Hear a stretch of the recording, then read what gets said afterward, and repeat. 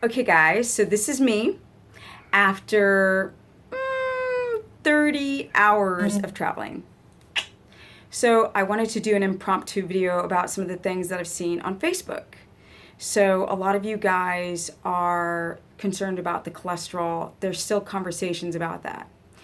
And somebody posted on the Facebook wall, my doctor came back and said that I need to go on statins. And I'm like, bro, unless you are doing a triglyceride to HDL ratio or a CRP test, which is a C-reactive protein, it's an inflammation test, or know what your LDL small particle Bs are, looking at that total cholesterol number is absolutely obsolete and does not matter. It doesn't make any sense without knowing the particle size of your LDLs. So that's one thing that's very important.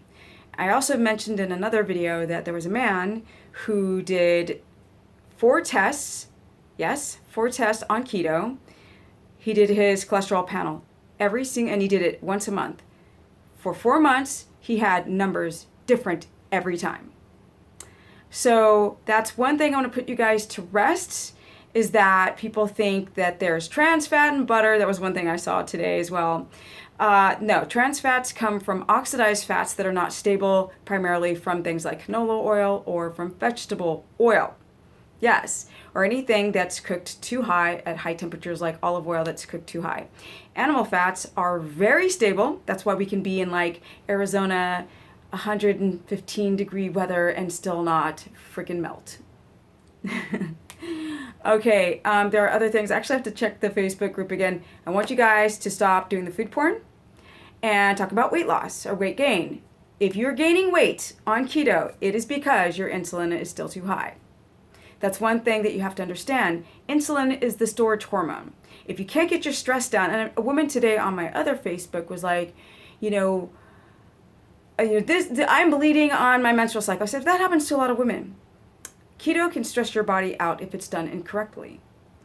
Often women will have heavy bleeding when their body's stressed out. Now, there's a theory called pregnenolone steal, which means that cortisol is robbing from the tree of your sex hormones from pregnenolone DHEA, which can make your menstrual cycle wonky.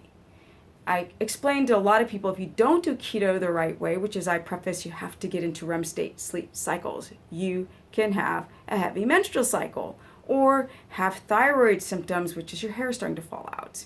People do keto, they drop their carbs, and then they don't have their fat high enough, they can't get their stress down, they're not sleeping, and then whatever prior damage they had that they're not aware of comes out. Yes. So, numero uno, you have to get a CRP, triglyceride to HDL ratio. The total number, it doesn't mean much. And a lot of general practitioners will have a cholesterol panel that is excluding the most important things to know, like CRP and LDL small particles. So let's get that clear. Okay guys, I'm a peace out because I got more videos to make. I've got to go look on that whole Facebook group and see what you guys are saying. Peace.